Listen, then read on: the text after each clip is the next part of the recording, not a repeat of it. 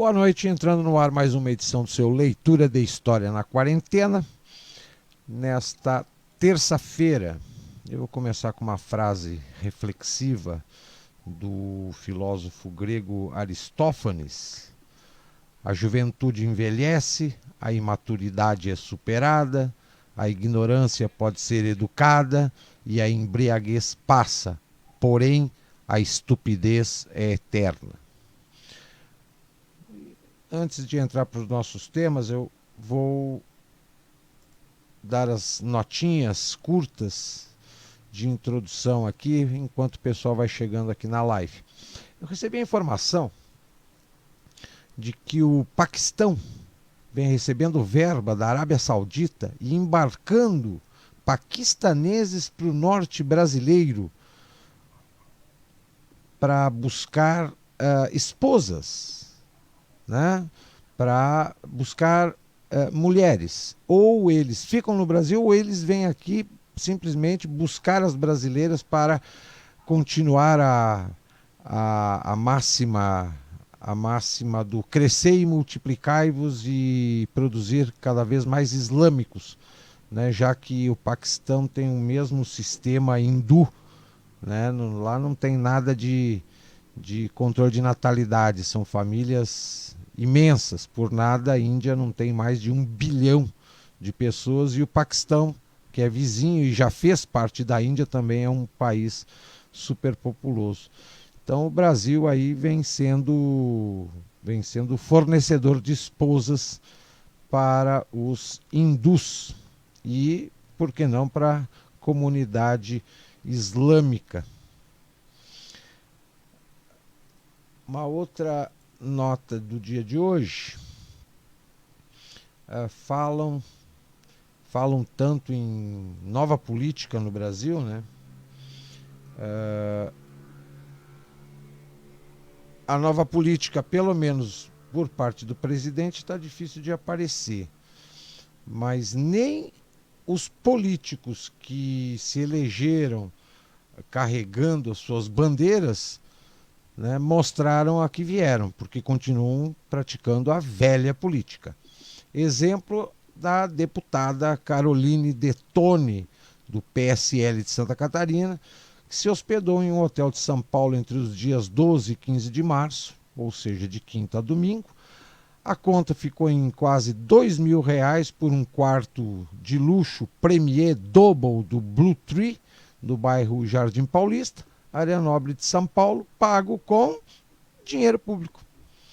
Então, nova política é na hora da campanha. Depois, quando chega lá, eles mantêm as velhas práticas, né? Se acham blindados dentro dos gabinetes e fica o dito pelo não dito. 9h03, vamos lá para os nossos temas de hoje.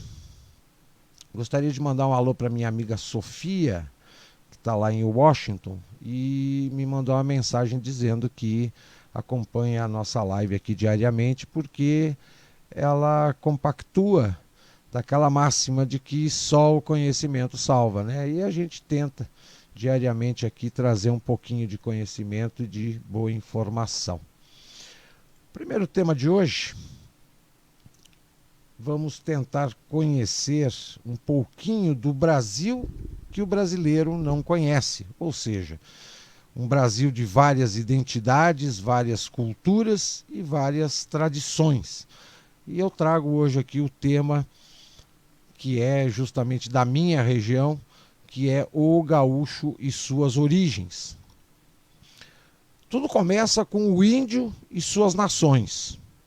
Tem pessoas que chamam os charruas e minuanos de índios das nações guaranis. Estão errados os guaranis. Eram índios dóceis e conviviam em harmonia com os brancos. Eram aqueles que foram civilizados pelos padres jesuítas nas reduções jesuíticas. Já os índios da nação guenoas eram charruas e minuanos. Os charruas eram bárbaros, indomáveis. Não existia a comunicação deles com os brancos. Para eles, os brancos eram invasores e inimigos em qualquer circunstância, por isso foram exterminados. Era dado prêmios em dinheiro para quem trouxesse as orelhas ou os testículos de um charrua morto.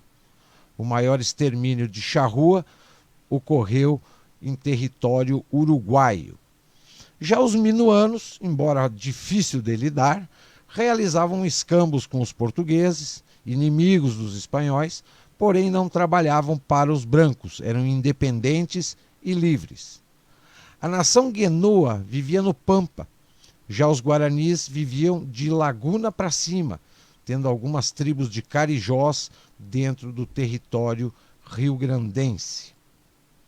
Desta mistura minuano, português, espanhol e charruas, surge o habitante nômade e indolente, vagante, primitivo e livre, tendo o pampa aberto. Mais tarde, ladrão de gado, pois para ele o gado era da natureza. Abatia, comia e com o couro trocava por cachaça. Virou contrabandista, pois a colônia de Sacramento era uma incentivadora destas transações. O gaúcho aumentava a fama de vagabundo e transgressor. Segundo o pesquisador José de Saldanha, ele afirmava, já os minuanos, embora parecidos com os charruas, negociavam mais com os portugueses do que com os espanhóis. Porém, quem casou com uma índia minuana foi o espanhol Dom Miguel Caray, depois chefe supremo dos minuanos. Algumas fontes dizem que Dom Miguel era filho do velho Zapata, pois nesta cruza surgem os filhos, dando início à miscigenação, surgindo de forma oficial o primeiro gaúcho. Etimologia. Existem aproximadamente 50 teorias etimológicas sobre a origem da palavra gaúcha. A primeira teoria: na palavra quechua, família de línguas originária dos Andes centrais, o acho, que significa órfão ou vagabundo. Os colonizadores espanhóis adulteraram o termo, passando a se referir aos órfãos como guachos e aos vagabundos como gaúchos. A segunda teoria, palavra introduzida pelos espanhóis como versão do vocabulário Xoxi, palavra que em árabe significa pastor de animais, controlador de manadas, também um tipo de chicote. No sul do Brasil, os termos mais comuns são gaudério ou gaúcho. A terceira teoria, o professor uruguaio Boaventura Cavalha afirma que a palavra é originária de garrocha, espécie de foice que os minuanos e charruas usavam para cortar o jarrete, ou perna dos bois para vender o couro e o sebo, e mesmo dos potros, para fazer as botas garrão de potro. A palavra ainda foi pronunciada garrucha. A quarta teoria, guanches ou guanchos, gentílico dos habitantes das Ilhas Canárias na fundação de Montevidéu. Gaúcho foi o guancho fugido de Montevidéu. A quinta teoria, oriunda da palavra araucana, cacho ou caucho. A sexta teoria, os minuanos eram tristes, não riam, choravam muito, como descrito por Saldanha, que ao serem visitados por brancos portugueses, os recebiam chorando, porque para eles brancos nunca traziam boas notícias. Por isso os minuanos, quando em contato com os brancos, apreciaram o violão, gostavam de cantar e tocar. Raramente se via um minuano com seu cavalo que não trouxesse um violão ao lado.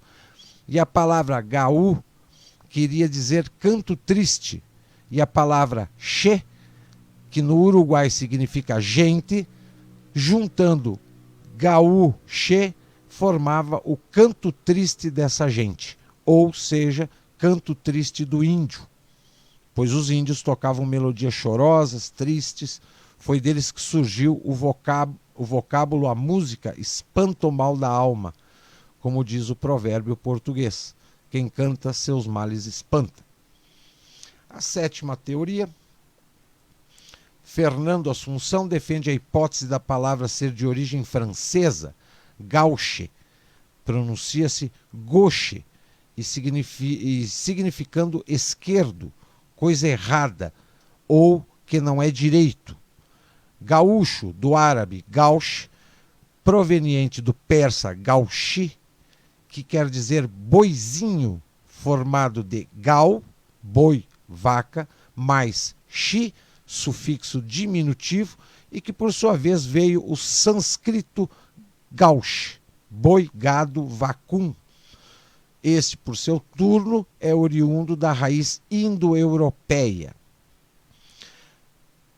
Concluímos que é insolúvel afirmar qual a verdade. Sabemos o que é o gaúcho hoje, mas a origem real do nome ninguém jamais saberá. Com a distribuição das sesmarias, que teve início em 1732, uma fórmula adotada pelos portugueses para fixar o homem à terra, pela legitimação da propriedade, torna-o defensor do seu território e suas fronteiras, distribuindo terras para estancieiros. Vieram a capela, a religião, os povoados e os posteiros e os mangrulhos. Os gaúchos foram se adaptando. O estancieiro passou a ser o líder, o chefe da região, o chefe militar, e surge o termo coronel.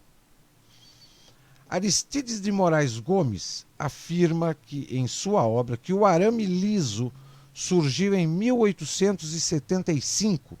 Era preto, número 7, faziam cercas com 4 fios. Foram os uruguaios que aperfeiçoaram com 6 fios, tramas e porteiras. Fecham-se as estâncias, abrem-se os corredores, começa então a lenta, mas progressiva decadência do guasca nativo. Nas décadas de 30 e 40 do século XX, remanescentes dessa primitiva classe rural ainda podiam ser distinguidos como xangueiros, gaudérios, agregados, tropeiros e o gaúcho propriamente dito. Dizia-se que o xangueiro é aquele que vivia de pequenos trabalhos, o gaudério, quem não tinha paradeiro fixo, o agregado, o que morava de graça em campo alheio, o tropeiro, o encarregado de tocar tropas, o andarilho, aquele que se sustentava às custas dos outros, vivia pelas casas e estâncias sem ser empregado, o peão de estância, empregado por comida, pouso ou salário, trabalhava para um patrão. E especialistas, aqueles que se especializavam numa tarefa e andavam de instância em instância como esquiladores, alambradores, domadores, gaiteiros, lenhadores, entre outros ofícios do campo. Mas quem era afinal o gaúcho? Uma simbiose homem-cavalo. Ouvi de muitos antigos que o gaúcho a pé não vale nada. Quer dizer, não existe. Nicolau Oreios, que viveu 10 anos no Rio Grande do Sul a partir de 1817, também o define como um homem montado. Sua força é emprestada e procede toda do quadrúpede a que vai associado. O gaúcho a pé é homem ordinário. E Aurélio Porto, um dos nossos mais notáveis historiadores, assim o qualifica. É uma espécie de centauro lendário. Homem e cavalo se completam, se integram. O campo e o gado geraram o gaúcho. São os rio-grandenses, os rio-platenses e índios nativos, filhos das desertas paragens das campanhas do sul. A tríade era homem mais cavalo mais gado igual a gaúcho. Com o tempo, o termo foi perdendo sentido pejorativo, até porque os andarilhos foram se exterminando, já que só tinham os corredores, aquietaram-se num canto com uma penda, veio os filhos, a família, a transformação se completou. Hoje, ser gaúcho é apenas motivo de orgulho, Até porque nossa história é feita de luta e guerras, e onde tem guerra, tem heróis. E de heróis gaúchos, a história brasileira está repleta.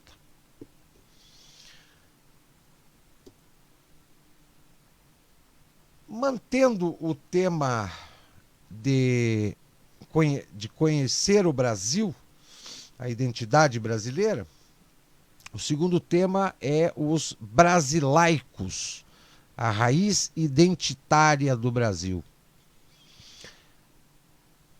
A gente desta terra é toda alva, os homens muito bem dispostos e as mulheres muito formosas, que não há nenhuma inveja às da Rua Nova de Lisboa. Esses são alguns dos traços afirmados por Capistrano de Abreu, que esteve no Brasil no século XVII. Os dados genéticos corroboram as fontes históricas.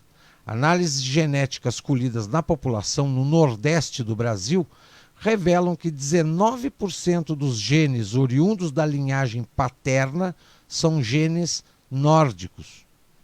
É um percentual maior do que o observado na população portuguesa, de 13%. Esse percentual, por vezes, é atribuído à presença holandesa. É um equívoco, pois tanto a presença normanda foi maior ao longo de todo o século XVI, como a relação entre indígenas e normandos foi muito mais intensa. Os holandeses, além de tardios, ficaram reclusos nos fortes do Recife, donde nunca se apartaram mais do que 12 léguas e ainda permaneceram brevíssimo tempo até serem expulsos.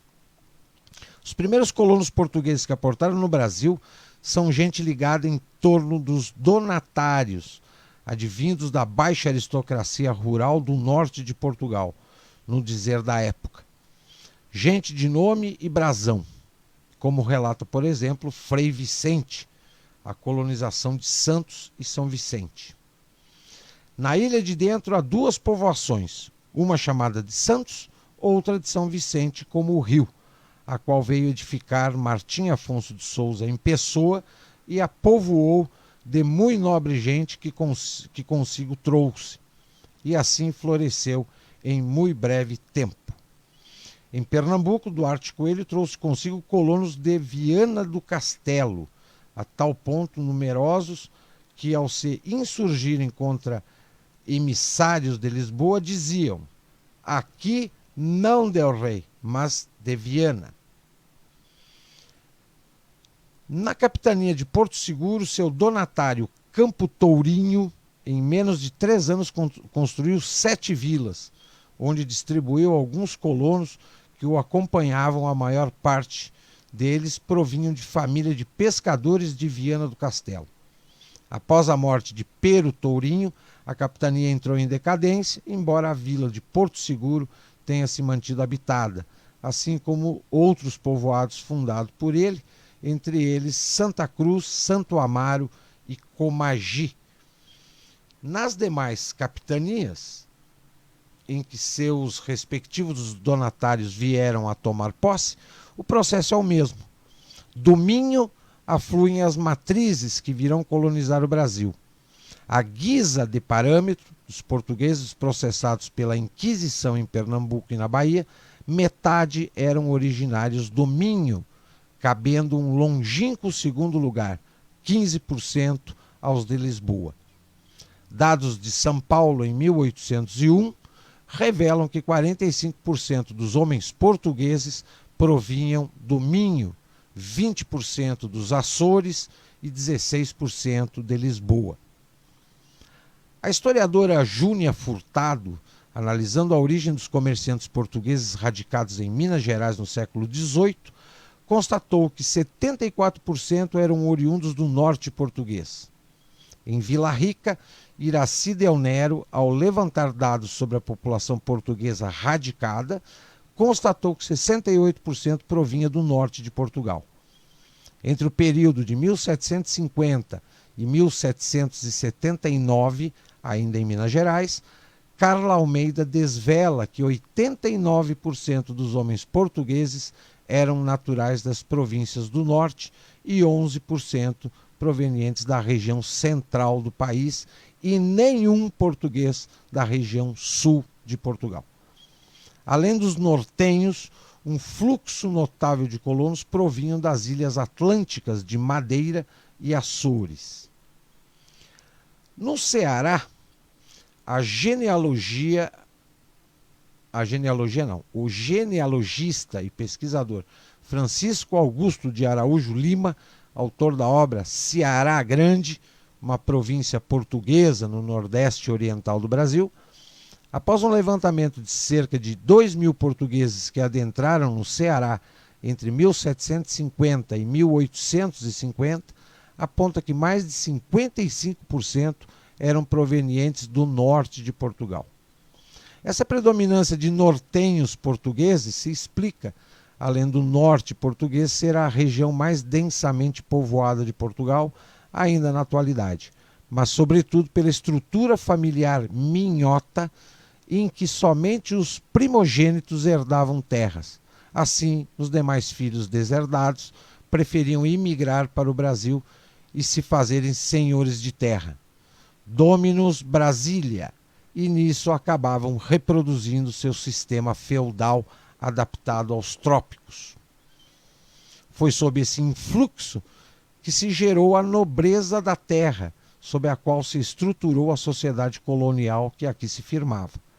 É essa nobreza brasilaica que levará a cabo a conquista à terra, ganhar e absorver o gentil, iniciar as culturas, fazer as povoações, resistir ao estrangeiro.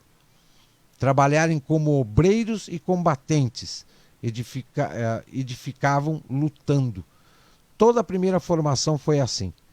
Na boa luta, a quem enraiza na terra e fortifica o patriotismo, porque é dessa nobreza que advém a consciência de existência nacional e que incita a resistência ao invasor. Nos primeiros colonizadores do Brasil encontravam-se as virtudes essenciais do pioneiro português: solidariedade na compreensão nítida de existência nacional, hábito de atividade disciplinada e, com isto, o sentimento de trazerem consigo uma pátria, no intuito explícito de fazerem um novo país pelo desenvolvimento das tradições nacionais. Afirmação de Manuel Bonfim. Não devemos julgar a emigração de colonos portugueses para o Brasil como ela se operava no século XVI, que lançou os fundamentos do atual.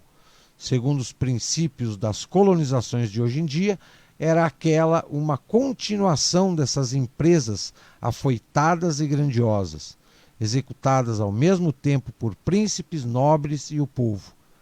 As mesmas razões gerais e poderosas que imprimiram a uma das nações mais pequenas da Europa um movimento tão poderoso e que a impeliram para uma atividade que faz época na história universal e induziram-na igualmente à imigração para o Brasil. Essa afirmação é do von Martius.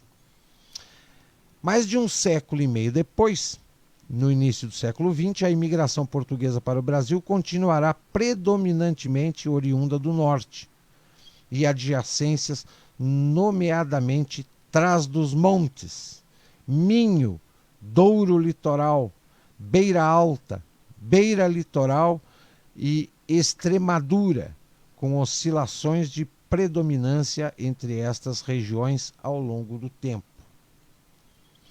A imigração estrangeira tende a ser superdimensionada.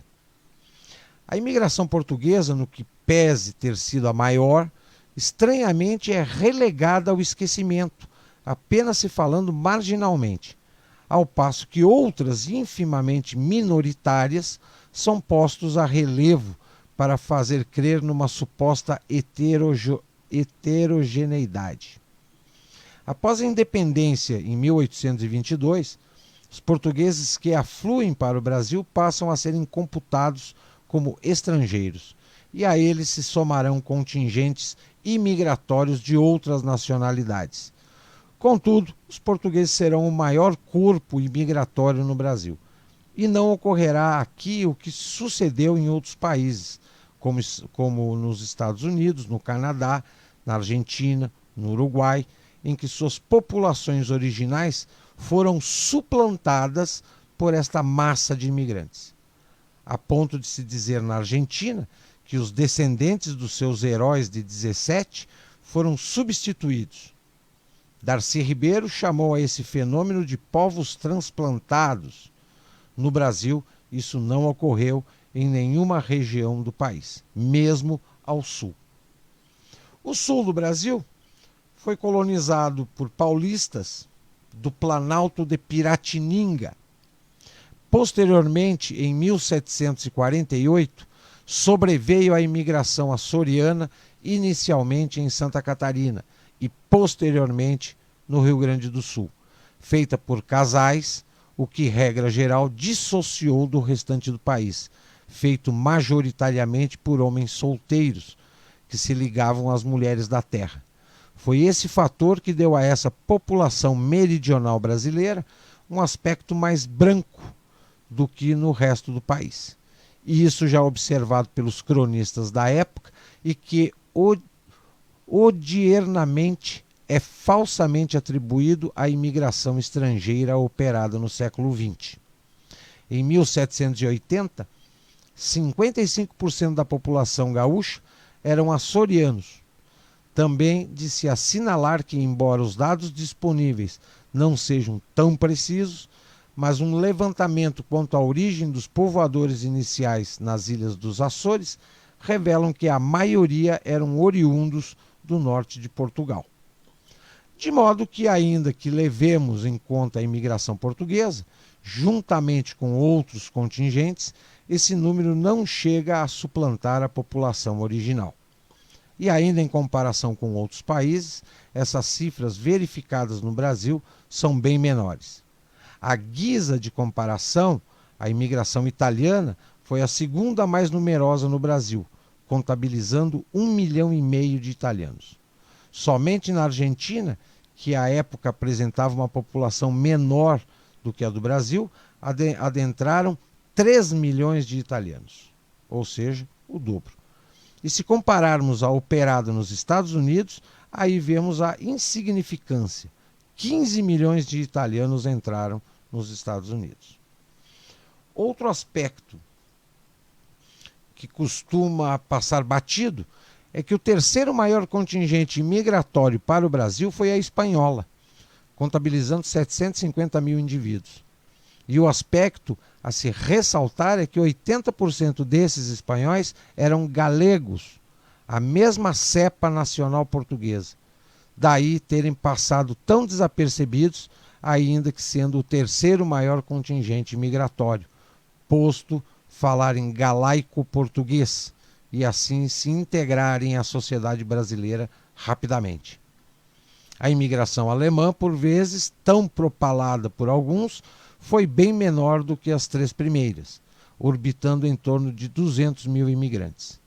Note, 3 vezes menor do que a espanhola, e no que pese ter sido um contingente com maior dificuldade de assimilação, posto o isolamento geográfico das colônias e principalmente por causa da língua, de assinalar que a imensa maioria dos colonos alemães eram católicos. Logo na primeira geração ocorre um processo de assimilação. Como parâmetro estatístico, temos dados do Censo do Rio Grande do Sul de 1918, que revelam que 74% dos homens alemães se casaram com brasileiras, ao passo que 26% com alemães. Note que esse processo de assimilação ocorre muito cedo, não havendo razões que justifiquem falar, mesmo na época e muito menos na atualidade, passado mais de 3 gerações, em uma suposta identidade alemã. Os japoneses formam o 5º maior grupo imigratório e, juntamente com os alemães, são os que mais tiveram dificuldade de integração.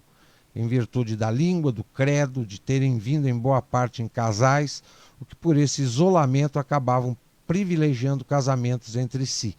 Porém, pela pouca quantidade e com o tempo acabaram se integrando sem maiores sobressaltos. Há ainda um contingente sírio-libanês, dito turcos, por estarem na época sob controle do Império Otomano, atual Turquia. Também de pequeno vulto, operada quase em sua totalidade por homens solteiros e, ao contrário do que vulgo se pensa, em sua maior parte cristãos, adeptos da Igreja Ortodoxa Sírio-Libanesa, ramo católico, porém de administração independente. Os de credo muçulmano são poucos. Disso ainda se deve ponderar que, ao se falar de imigração italiana e alemã e mesmo sírio-libanesa, não estamos falando de uma mesma nacionalidade. Itália e Alemanha são países de nacionalidade artificiais que abrigam povos distintos, com diferentes dialetos. Um veneziano não se identifica com um romano, nem muito menos com um siciliano. Os três falam dialetos diferentes e são de origens diversas. Então é ridículo falar em uma identidade italiana, simplesmente porque não existe tal identidade. O caso dos imigrantes alemães é similar. Mesmo dentro da Alemanha há diversos dialetos, e eles se acentuam conforme se vá ao norte ou ao sul, sendo o sul majoritariamente católico, ao passo que o norte é majoritariamente protestante, e sendo racialmente também distintos, o norte saxão e o sul alpino. E a considerar ainda que na imigração alemã computa-se como tal austríacos e suíços, bem como um ramo mais concentrado no Espírito Santo chamado de pomeranos, que são bálticos e não germânicos. Então, como falar de uma identidade alemã? De todo esse apanhado, o que se depreende é que o contingente português por si só foi majoritário. Tanto mais antigo, a ele se soma a imigração galega, que compartilha a mesma origem nacional. Assim, se somarmos ambas, temos 2.200.000, o que é um contingente superior à soma de todas as outras correntes. Na era Vargas, houve uma restrição na imigração. Foi limitada a entrada de estrangeiros de todas as nacionalidades no Brasil com a Lei de Cotas de Imigração, exceto para os portugueses em 1938. A isso se deve uma maior racionalização na política imigratória, pois tanto o Brasil já não precisava de mão de obra, pois os nacionais já supriam a demanda, como tratava de excluir contingentes com dificuldades de integração e assim garantir o fortalecimento étnico da nação, através do elemento português. Getúlio fora bem influenciado por Oliveira Viana, Gustavo Barroso e Roquete Pinto, seu ministro, que envergavam essas ideias. Após a Segunda Guerra Mundial, o antropólogo Gilberto Freire e um grupo de deputados defenderam que os portugueses não deveriam ser considerados estrangeiros no Brasil. Ainda hoje, os portugueses têm tratamento especial dado pela legislação brasileira. Esse dispositivo de dar privilégios a uma nacionalidade estrangeira é raro no mundo. Por exemplo, na legislação da Argentina não existe nenhum dispositivo que dê tratamento diferenciado aos espanhóis. Tampouco a lei dos Estados Unidos beneficia os britânicos. Na América do Sul, apenas na Venezuela há algo semelhante. Após a Segunda Guerra Mundial, os portugueses foram os únicos que continuaram a chegar em grande número ao Brasil. Entre 1945 e 1959, ainda chegaram ao Brasil cerca de 250.000 portugueses. Como dissemos no início, a identidade nacional envolve aspectos caracterizadores da nacionalidade: língua, credo, estrutura social, política, arquitetura, organização urbana. É um tema demasiado abrangente que não comporta nessa breve exposição, já que vai longe. Elencaremos apenas os principais que entendemos ser suficientes para explicar essa identidade portuguesa em todo o Brasil. O Brasil, durante sua formação, sempre deteve uma unidade linguística única em um país continental, que nem os Estados Unidos, Canadá, Rússia, China detêm, e por vezes países muito menores como Inglaterra, Alemanha, Itália, Espanha, entre outros. E um aspecto interessante a ressalta é que isso ocorreu organicamente, justamente por ocasião desse contínuo afluxo português para o Brasil, que assimilava os naturais, transmitindo o português aos seus dependentes. Assim, se inicialmente tivemos o tupi como língua dominante, a língua portuguesa se impôs por um natural processo de assimilação dos contingentes integrados à civilização brasileira. Conhecido e repetido verborreicamente que o tupi deixou de ser falado por uma determinação administrativa do Marquês de Pombal, como se os falantes aprendessem tupi em escolas públicas. Sequer existiam escolas na época. O tupi foi sendo marginalizado em um processo gradual à medida que essa civilização brasilaica avançava. E, embora continua, a imigração portuguesa para o Brasil apresenta picos. O primeiro com os colonos no primeiro século, uma segunda onda flui com a descoberta das minas, concomitante a uma explosão demográfica do Minho, que levará a um dos maiores processos imigratórios da história mundial, com a vinda de minhotos para o Brasil, nesse momento especificamente para Minas Gerais. Também nesse momento ocorrerá a ocupação dos sertões do Mato Grosso, embalados por esse fluxo nortenho. É dessa forma que o tupi perde importância e espaço, deixando de ser falado nos grandes centros, se tornando uma língua secundária. Esse processo se repete em todo o Brasil, mesmo entre as correntes imigratórias recentes, que assimiladas repassam a língua portuguesa aos seus descendentes já brasileiros. Interessante mencionar a observação do historiador galego Júlio César Barreto Rocha, citando Lindley Sintra, sobre o português do Brasil se assemelhar mais com o galego do que ao atual português de Portugal, por ter se mantido mais conservado.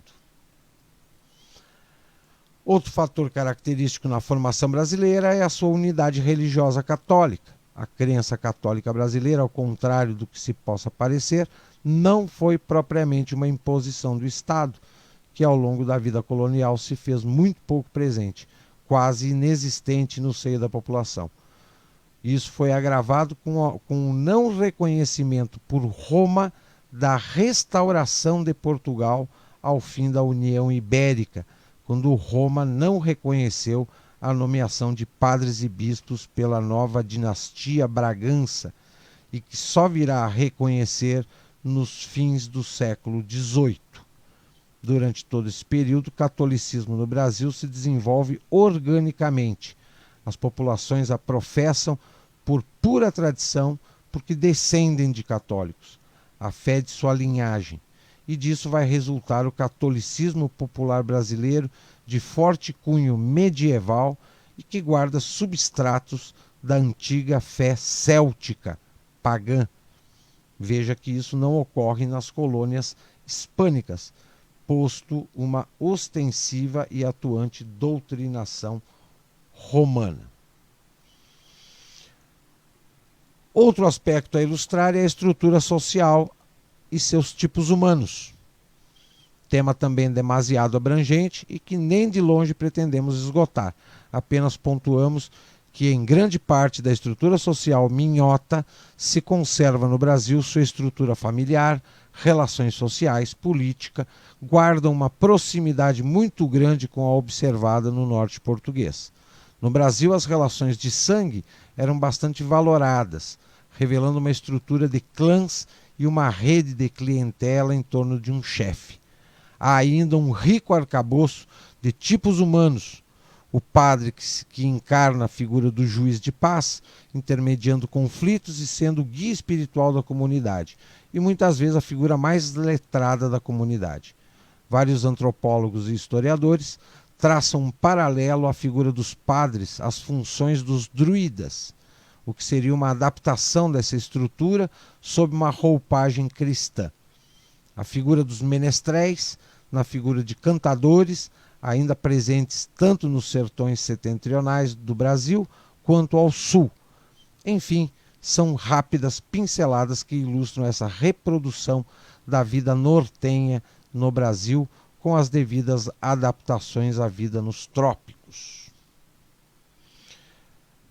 Penso que esses elementos já são bastantes, ainda que sem adentrar em profundidade, o que poderemos tratar em outra oportunidade, trazendo aspectos bem mais interessantes e reveladores dessa identidade comum brasileira. O elemento fundamental na nacionalidade reside na descendência comum, sanguínea, e que, uma vez conscientes, se unem politicamente. Nisso resulta a nacionalidade. Os brasileiros, mais do que serem uma nacionalidade, o que não é pouca coisa, apresentam uma identidade nacional muito bem consolidada, apesar de tantos quantos a serviço do imperialismo queiram negá-la. Quem escreveu esse artigo foi o Coronel Licurgo, jurista especialista em direito internacional.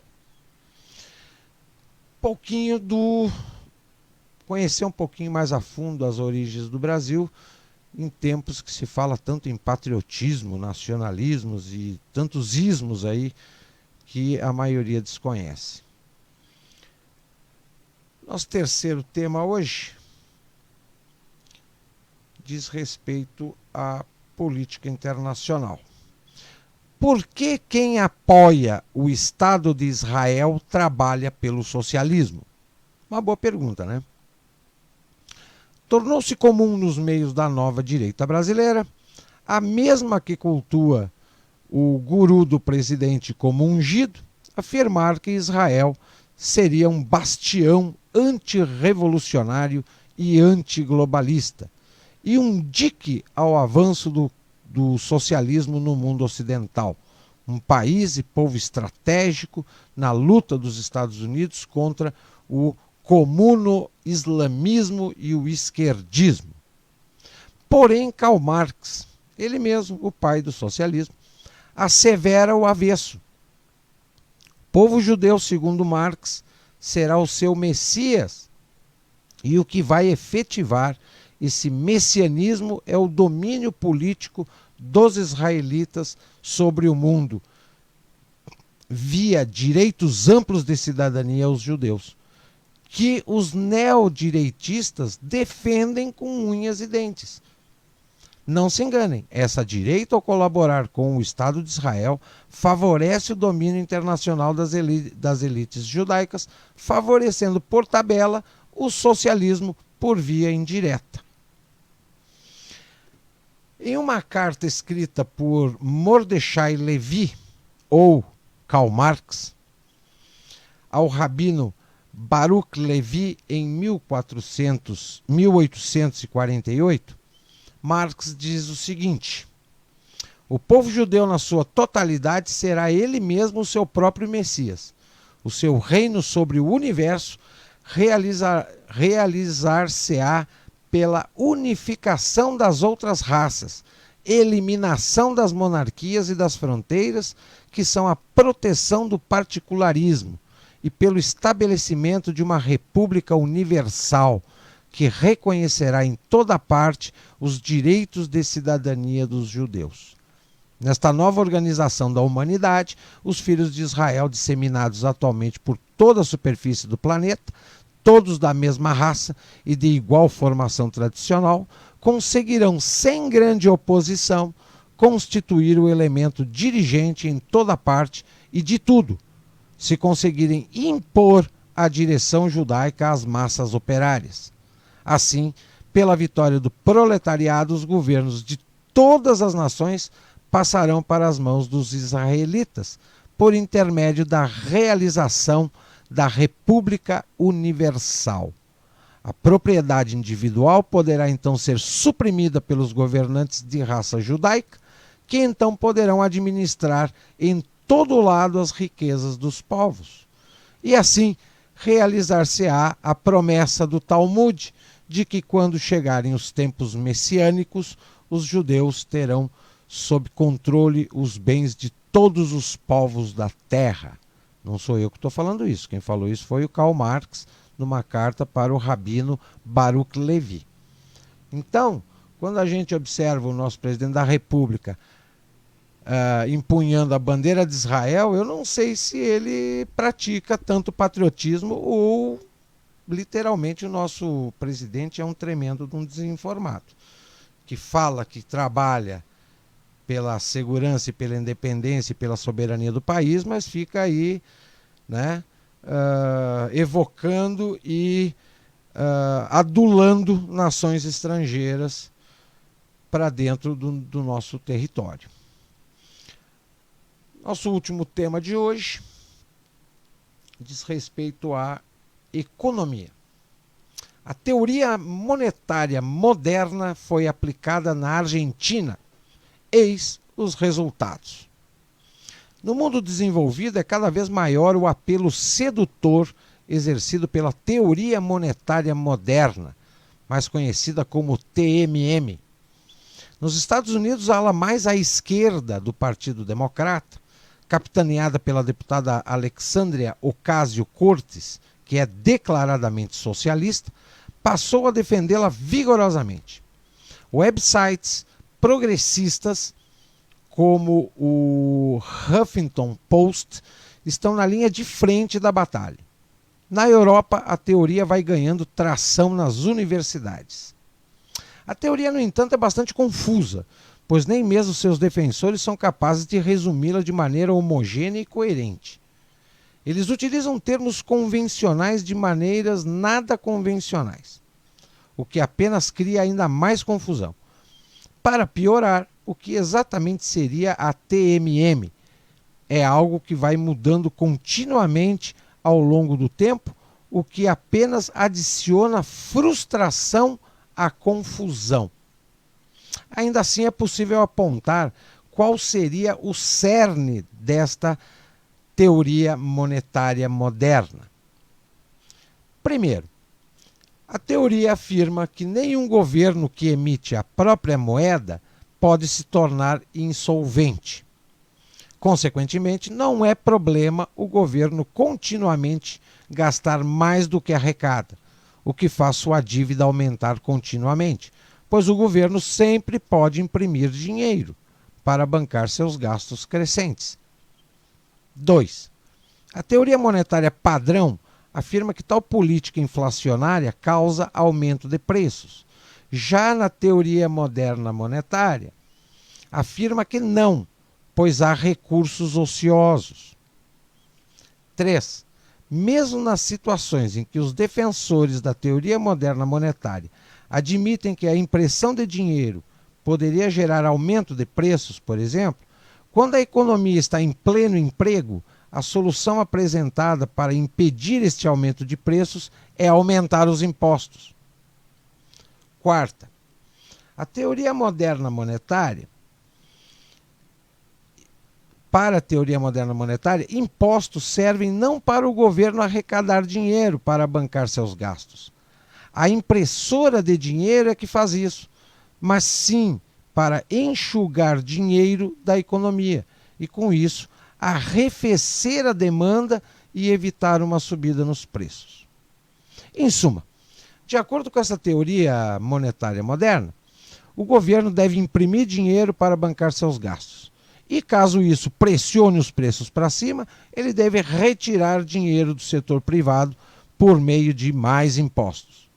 Tal medida, afirmam os defensores da teoria, manteria os juros continuamente baixos, a dívida pública estaria para sempre sob controle, a economia cresceria continuamente e não haveria inflação de preços. Quem poderia ser contra esta teoria? Obviamente, como disse o economista Robert Murphy, em artigo demolidor sobre a teoria moderna monetária, ele afirma: de um lado, o governo imprime dinheiro e, consequentemente, obtém todos os bens, serviços e mão de obra que deseja. De outro, ele aumenta impostos para retirar esse mesmo dinheiro da economia, asfixiando ainda mais o setor privado e retirando seu poder de compra. A teoria moderna monetária, portanto, é um esquema vicioso inventado para que o governo sempre possa ganhar e para que o setor privado sempre saia perdendo. Com efeito, uma observação realista sobre como funciona a política permite a conclusão de que recorrer a aumento de impostos não irá resolver a inflação de preços, pois o governo continuará incorrendo em déficits orçamentários para bancar seus gastos crescentes. E esses déficits, obviamente, serão financiados com mais impressão de dinheiro.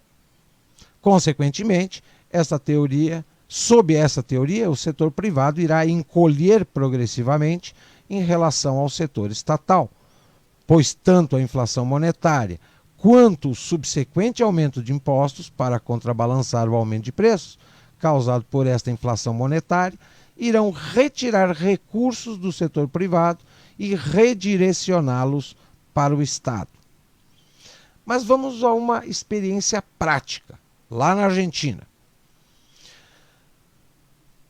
Podem os governos incorrer em amplos déficits fiscais financiados pela impressão de dinheiro sem gerar significativa inflação de preços? A experiência argentina coloca em xeque esta ideia. Como mostrado, a Argentina vem apresentando um crônico déficit fiscal durante os últimos 50 anos. A área vermelha mostra déficit fiscal consolidado como porcentagem do PIB nominal. E uma área azul mostra apenas o déficit fiscal do governo, também como fatia do PIB nominal. Quem está familiarizado com a história da Argentina sabe que todos esses déficits se degeneraram em numerosos problemas, como hiperinflação, calotes e crises cambiais.